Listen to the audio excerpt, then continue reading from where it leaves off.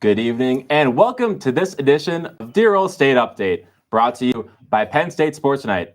I'm Alec Brown, joined alongside Jack Danitz, here to bring you the latest on Penn State sports. There's so much to talk about in Penn State athletics, from an exciting season in men's baseball and men's lacrosse to men's hockey advancing to the Frozen Four. Our beat reporters look to keep you up to date with the latest in the Penn State sports world. Now on to our Dear Old State Update. 35.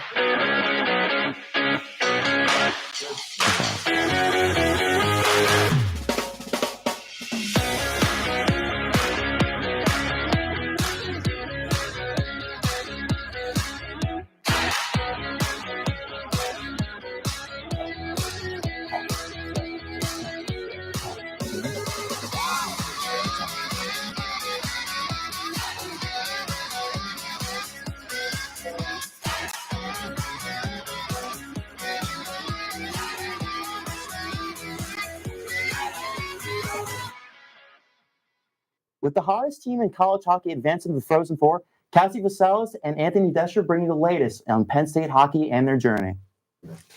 Thanks, guys. Penn State men's hockey had a successful weekend at the PPL Center in Allentown. From a dominant game against Maine to an overtime thriller against UConn, the Nittany Lions have earned their spot in their first ever Frozen Four. I'm Cassie Vaselis, joined alongside Anthony Descher, and we're your Penn State men's hockey beat reporters. So, Anthony, I'll start with what went well in Allentown. I mean, first of all, amazing atmosphere. I mean, the action had me on my edge of my seat. I mean, you looked over and I was so invested in the action because it was can't miss hockey. But Penn State played a phenomenal game against Maine. They forced Maine to play their style of game and really led to them keeping Maine to the outside and eventually dominating the Black Bears to an easy 5-1 win, which led them to the UConn Huskies, where they started strong. Guy Gadowski said they got a little gas at the end. And I mean, Penn State did look really kind of on their last kind of set of gas mileage towards the end there. But Arseny Sergeyev really kept them in there. And I mean, the game had to go to overtime. And this is even without Aiden Fink playing his best style of hockey. So just the depth in general. And we saw that second line with Matt DeMarco, Charlie Serrato, and JJ Webush, especially leading up to that overtime goal that would send the Nittany Lions to St. Louis, where Charlie Serrato had that nifty backhand that I still can't get out of my head because it was so cool. And Matt DeMarco just lifting the roof off Allentown, throwing his stick into the stands, and just an amazing atmosphere, an amazing game, an amazing moment for this Penn State hockey team. Yeah, you mentioned it. They played great against Maine. Then you look at the UConn game, maybe the third period and a bit of overtime didn't go exactly how they wanted it, but Arseny Sergeyev was always there to make the saves. And you shouted out some offenders, so I'm going to go with the defender. I think Nick Fascia played phenomenal as well. He is in for Carter Shade, who is injured, and he had that massive hit on one of the UConn players, which really changed the momentum. And I don't think the overtime goal might have happened if that didn't happen. And like we mentioned, this is the first time that they've been in the Frozen Four. So what does that mean for the program? I mean, you just have to feel nothing but good feelings for Guy Gadowski, just being with this program from the start, being through those highs and lows with the team, and, you know, finally reaching not the top of the mountain quite yet, but a big check mark off one of his lists, which was make the Frozen Four, and all they have to do now is win the Natty, as Tyler Podcat said at today's media. But this team did not have a great first half. We know this. They could not buy a Big Ten win to save their life, but this group is so closely knit together, and the vibes are immaculate right now. And this team just deserves to be in St. Louis. The way they've bounced back, the way they've stuck through it. And Guy Gadowski, I mean, he talked to us today. He said, I mean, he always had that mentality where this team was counted out. There was no way people had this team not even close to the Frozen Four. And now look at them. And I mean, back then Penn State was looked at like, why would you want to commit to this team? There's really no success there. And now one of the best 4 teams in the country, ready to make some noise and possibly bring back some hardware, even more than they already have from Allentown to Happy Valley. Yeah, it's crazy when you look at where they were at the beginning of the season to where they're at now. And I think a huge word that they used in media today was resilience. And they continued to play Penn State hockey. And they said today, too, that the leadership group, they never let the team go negative. And now they're in a spot where a Penn State men's hockey team has never been. So now looking ahead, they will take on Boston University. So what can we expect in that game? I mean, these two teams play very similar style of hockey. They love to fly down the ice. They love to score. And really, it's whoever is not closely, like, plays a little more defensively styled will probably end up losing this game, because The other side will fill the net with pucks. And I want to look at some of the Terriers' top dogs. Say that 5 times fast. And first, I want to speak to Quinn and Cole Hudson's mom and dad, because I mean, they must be the most proud parents on the planet right now. You could say that 5 times fast. They also have an older brother named Lane Hudson. I don't know if you know him. He's probably the best rookie in the NHL right now. So the Hudsons are having a great time this hockey season. And you look further down, Cole Eiserman, just one of the best players to ever come out of that USA development team and having a great season, his freshman campaign with 23 goals. Also, the goaltending has really been phenomenal with this Terriers team. And you saw them against Ohio State where they looked great. They scored over several goals. And I mean, this team, once they're clicking very well. And Penn State just got to be on their A game. If Aiden Fink can bounce back, I mean, Penn State should have a really, really good chance to beat these guys. And of course, whoever wins this will play either Denver or Western Michigan for the national championship. Yeah, I mean, looking at it here, this will obviously be a challenge. They have a ton of top dogs. They're also 4th in the nation in the power play, which could be a bit of a challenge for the Nittany Lions. But BU has also had their ups and downs the whole season. We even saw it in that Ohio State game where they had to come back. And looking at the Penn State side of things, Guy Gadowski said it a bunch of times today, but this is just another business trip, so it's business as usual. The game against Boston University will take place on Thursday. But for now, let's head over to Maya Beeling, who was in Rec Hall for Penn State Volleyball Senior Day and Whiteout.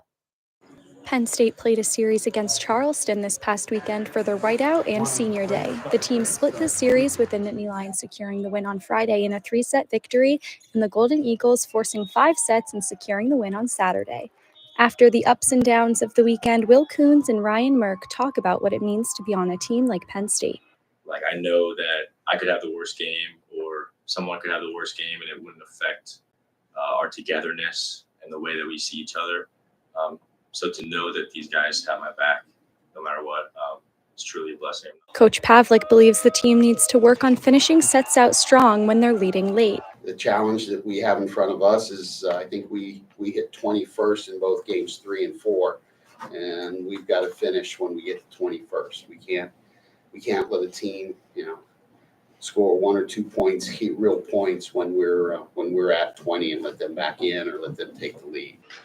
Though the series was split and it was a bittersweet ending for the Nittany Lions, there was a heartwarming ceremony held for the 3 seniors after the game on Saturday. Will Coons, Matt Crosgrove, and Cole Ignasak walked with their families and received lettermans from Coach Pavlik. Next, the Nittany Lions will move to Rec Hall's South Gym for a set of EIVA matches against Sacred Heart on Friday and Saturday. For Penn State Sports Night, I'm Maya Beeling. With men's volleyball off a win this weekend against Sacred Heart, I'm joined by Mila Beeling and Chris Van Ney to talk about the latest in upcoming games. Mila, let's take it away with you. As you mentioned, they are coming off of a win from this past weekend, a series sweep against Sacred Heart. Overall, very impressive performance from this team. They now move to 8-14 on the season, and they're tied for second in the EIVA conference. So great weekend for them. But I really want to focus on these 2 guys right here because what a weekend. Let's start with Sean Harvey.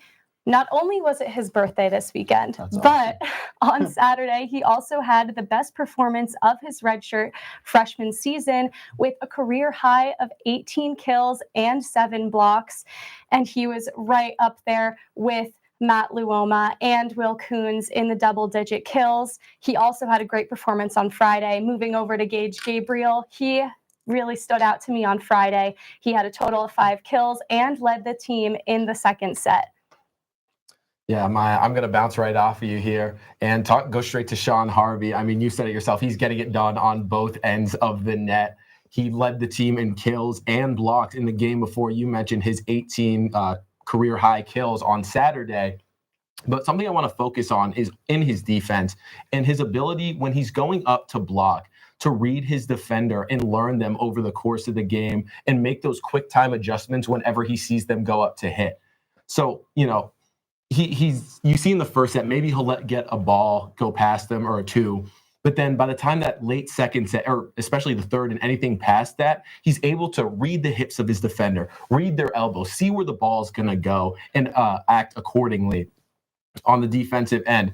And to have the skill at such a young age, redshirt freshman, by the time he's a senior, I want this guy looking like Taskmaster. I mean, he sees it once, he knows exactly what's going to happen. And then moving on to Gage Gabriel, I'm talking efficient here. You know, a lot of freshmen, you see them play and you see them swinging at everything, going straight into blocks. Not Gage Gabriel. In their series against Charleston, he was 7 swings, 7 kills. You don't have to be a math major to know that's 100% efficiency. And again, in Friday against Sacred Heart, 8 swings, 5 kills, really efficient stuff at such a young age. And it's going to let him develop way faster as a hitter as his years progress.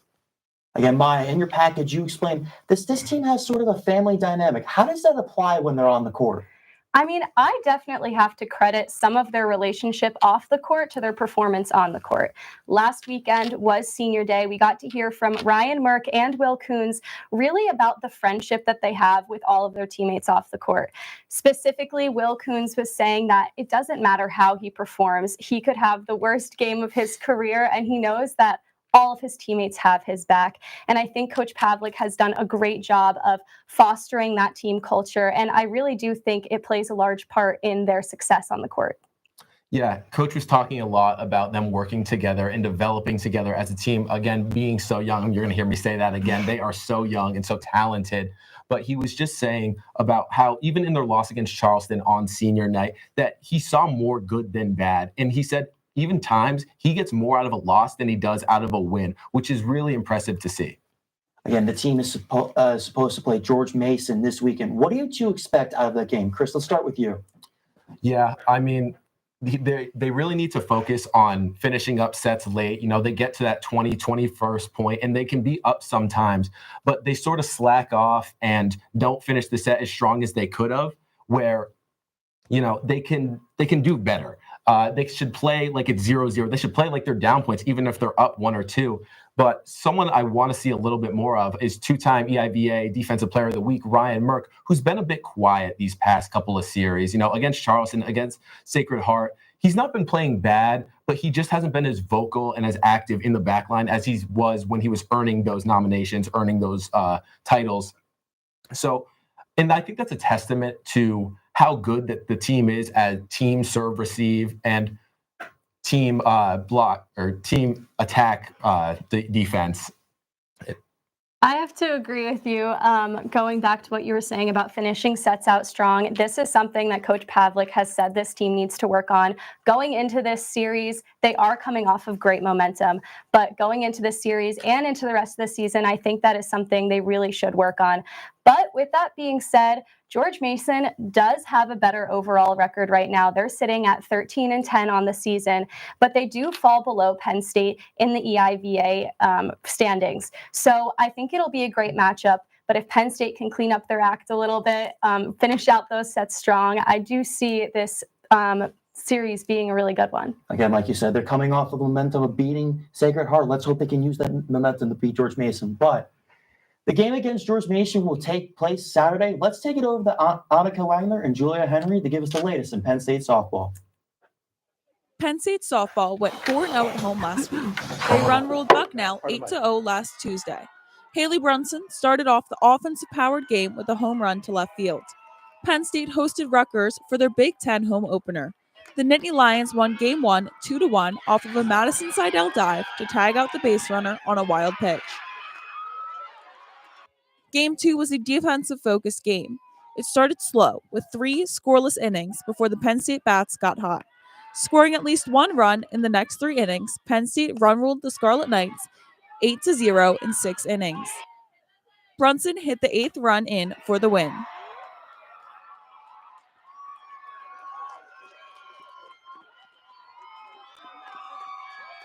I think for us as a defense, we had confidence in our pitchers the whole game, so that was really awesome. We knew that they were going to get it done, and we were going to play behind them and get it done for them. In Game 3, the Nittany Lions found themselves down 5-0 entering the bottom of the first.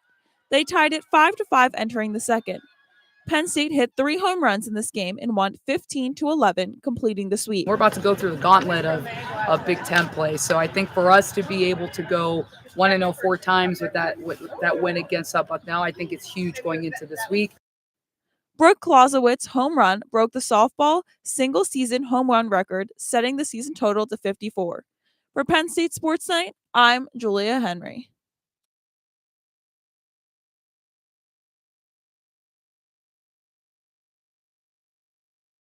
Annika, what are some things that went well in this home opener conference play series? Yeah, Julia, there were a lot of things that went well for Penn State. It was a home sweep home for them. In games 1 and 2, it was all about the pitching and defense. I mean, it was lights out pitching. They only allowed Rutgers to have 1 run over 12 innings and only 4 hits. I mean, it was fantastic. Maddie Volpe pitched game 1. She had 6 strikeouts and only allowed 2 hits and 1 run through 7 innings. And then Abigail Britton, she was fantastic in game 2. She had 7 strikeouts and 2 hits through 5 innings, a shutout for her.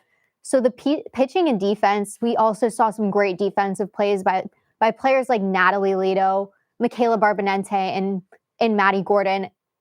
In games 1 and 2, the focus was on the pitching and defense because they could not necessarily break through Ella Harrison early. But then in game 3, the bats blew up. It was fantastic. They won 15-11 with 18 hits. They really changed their approach and just knocked the lights out of Rutgers. Definitely. And something that was just so key that we heard post-game from Brooke Clausewitz was just kind of how their approach changed coming off of those doubleheader game on Friday to Saturday, able to slow down. And that's, in game 3, it took them till the bottom of the 4th to really break through scoring. The first 3 innings were scoreless, and then off of a walk, a single, hit by a pitch to load the bases, and then a 5-pitch walk to score in their first run. And that really broke the drought for them, and they kind of exploded in that game 2, and then that helped them bounce back in game 3 when they found themselves down in that 5-0 hole and then bounce back, just like we heard gritty not pretty. Yeah, I mean, Brooke Clausewitz, Natalie Lito, along with Coach Clarissa Crowell, emphasized to us in media about the change in efficiency and discipline from games 1 and 2 to 3.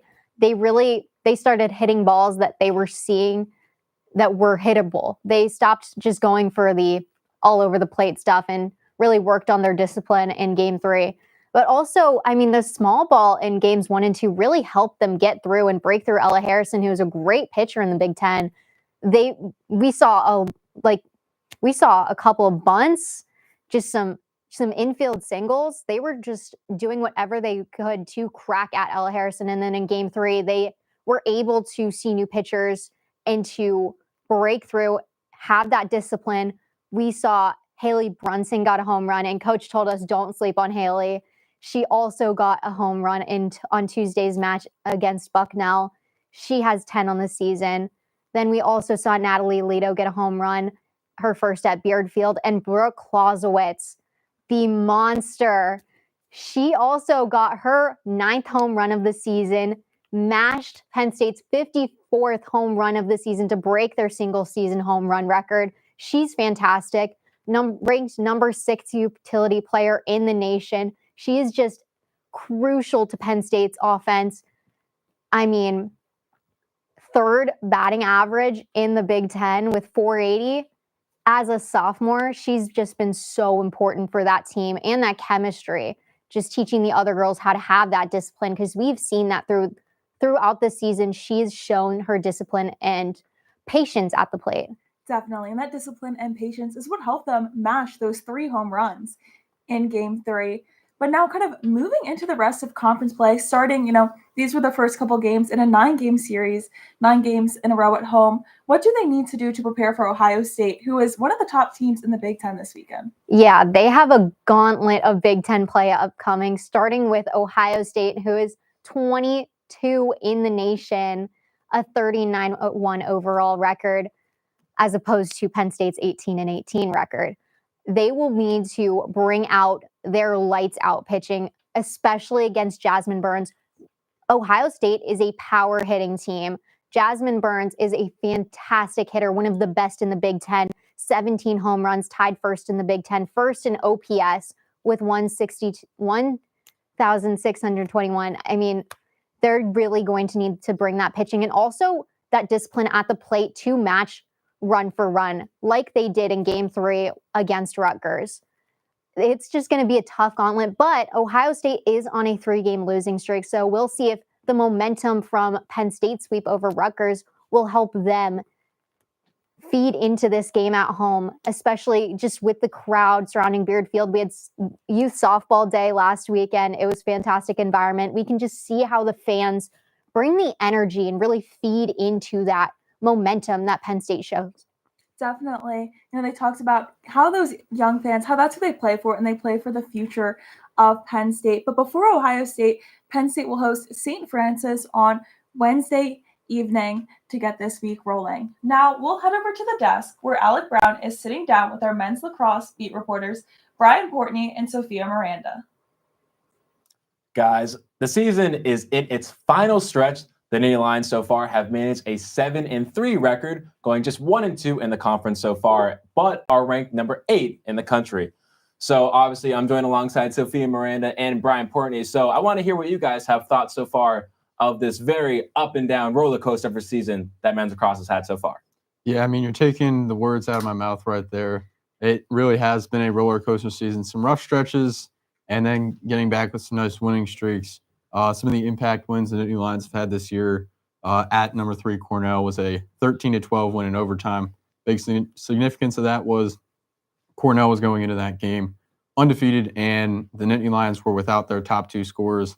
They were down 4 in the fourth quarter, and they ended up surging back. And then at number 13 Michigan just last weekend, an 11-8 victory. And then before that, though, I mean, you saw the last 2 weekends before that was March 23rd versus number 9 Ohio State. They lost that game. It was 13-9. They went up 4-0, and the Nittany Lions went up 4-0 to start the game, and then it was just all Ohio State from there. And then March 29th at number 2 Maryland, that was a tough game for them. It was 13-8. Nittany Lions lost, and it was just Maryland just they were kind of wearing down the Nittany Lions throughout the game. And so, like, what I've seen so far this season is it's just been a lot of ups and downs. Yeah, I couldn't agree more. Obviously, a roller coaster of a season. I would start with Princeton. They lost that game in OT, but also after that, they regained the familiarity with the game and just went on to win. And then obviously getting into the Big Ten stretch, they lost the 2 first games, Ohio State and Maryland, as you said. Of course, that Maryland game was a little bit rougher, but Ohio State, we'll talk a little bit more about that later, but definitely is a team that Penn State will probably face in the Big Ten tournament if they make it. So yeah, it's definitely a rough stretch for the Nittany Lions, but they do have a really strong team. So obviously we've just gone over their past, but let's look into their immediate future. They go on to take on the nationally ranked number 19 Johns Hopkins, and then that's followed up by Rutgers, both at home. Brian, how do you see these last 2 final regular season games going for Penn State? Well, it'd be really interesting to see how the Nittany Lions bounce back or continue to bounce back after losing the last 2 in a row to Ohio State, Maryland coming back and beating Michigan. They've got ranked team in Johns Hopkins, number 19 at home, and then Rutgers right after that under the lights at home. The last 2 games of the season, and Johns Hopkins, despite this being a ranked clash, it is also a battle for the bottom of the barrel in the Big Ten. Say that 10 times fast. But yeah, I mean, 2 home games at the end of the season. Really looking forward to seeing if the Nittany Lions can get a good face-off man. In the Ohio State game, the Nittany Lions lost face-off after face-off, and that was how Ohio State was able to dominate each possession and keep scoring goals and keep taking over in the second half of the game and winning that one. And so looking a little bit more towards the future, they're obviously going to be in the Big Ten tournament. Last season, they unfortunately fell to the Michigan Wolverines in that final. So obviously, brand new year, Sophia. How do you see this team doing? And obviously, do you think they have a chance to take on the big bad wolf in the Ohio State Buckeyes? Yeah, I mean, obviously they just won against Michigan. So I do believe they, as you said, they lost last year's tournament to them. So I do believe that will be a game that will definitely make the team happy with the outcome. And maybe against Johns Hopkins, they will get another win and obviously keep that momentum going into the Big Ten tourney. And about Ohio State, they're definitely a great team. They are ranked. However, I do believe Penn State, they got the back zone in Jack Frisian. They got the offensive side with Hunter Aquino, who's a freshman who has been doing amazing. Obviously, Luke Wallstrom and so many other players. However, they do have had some stats of the last matchup. Obviously, shots on goal, Penn State did go over, but they couldn't capitalize. Turnovers, OSU had more turnovers, and Penn State couldn't capitalize on that as well. So just getting those small things and fixing them to be able to take on Ohio State and win that game. Well, guys, only time will tell how this team will do in the foreseeable future. But for now, let's send it on over to Nate Johns and Isabella Sposado at the monitor for some Penn State men's baseball at the monitor. Nate, what do you got for us? Well, thank you, Alec. Penn State opened the season at 9-1, their best record in 40 years. But since then, it's been a little bit of a rocky road. It all started with a loss to the Pitt Panthers and continued into a snowball series against Michigan. Isabella, what's been the biggest issue that they had in that stretch of games? I honestly think when it comes to like even the Pittsburgh game, they were weak at the pitching. Of course, they're hitting. They're always hitting in the losing games also, but it all comes down to the pitching, how many players they walked on the other team. It just needs to fix. And I honestly thought for Pitt, it was going to be a close game. Did not expect it to be as far as it was because they were both coming in with losses from their series. They had to work on the pitching, a little bit with the hitting, the walks. It was the same story. So obviously Pittsburgh did their homework and they pitched great. They only needed 2 pitchers to win that game. The hitting was also great. They did their homework, and that's why there was 9 RBIs given up by Penn State. It was coming down to those runs, of course. Yeah. And that damage was just really done in the 7th inning, unfortunately. Yeah, and the Keystone Classic kind of crashed and burned a little bit there. Yeah. Struggled against Antonio Daganero, former high school teammates with Bryce Molinaro. So a lot of talent here in Pennsylvania. But as you can see, they're on a streak now. They've kind of turned things around. They've sort of answered the bell. Yep. That's what Coach Gambino talked about in his post-game media after Pitt, that they need to rally and they need to fight. And we saw them do that a lot, more so against Minnesota. But they also put the boots to Bucknell. Yeah, Bucknell, honestly, I don't want to sound like that, but I wasn't really surprised by the outcome. But I think it really showed the true talent of these Penn State players. Paxton Kling had 2 RBIs. Jesse Jakonski and Bryce Molinaro. Jack Porter has a 30-game on-base streak now. Exactly. And they really were just power hitting through that first inning so hard that the starting pitcher for Bucknell had to be taken out, not even with the first inning ending, and 6 runs were already given up by then. Damage was done. They were in that lead this whole time, the whole game. Yeah, they controlled that, and then that series against Minnesota, dominated that most of the way. Game 2, though, Nate Voss, bases clearing double to secure the win there. They fought back, they clawed back, if you will. And then Sunday was a bit of a barn burner. It was 15-11, but Bryce Molinaro, and also along with Paxton Kling, when they hit the ball, it goes boom. And we've seen so much power from them and just so much talent on this Penn State team, especially in the batter's box.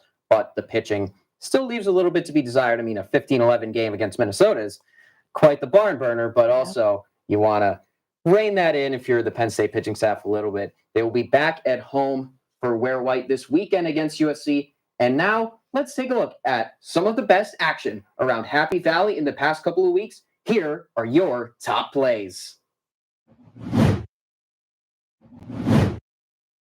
At number 3, it's men's volleyball in a rally against Sacred Heart as Gage Gabriel gets an incredible save, and Matthew Lima didn't let Gabriel's efforts go to waste with this huge block to take the point.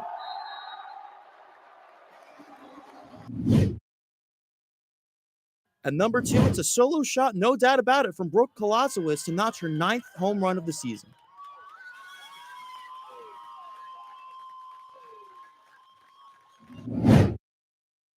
And at number 1, it's Bryce Molinaro with this huge hit on Pitt to put the Nittany Lions back on top.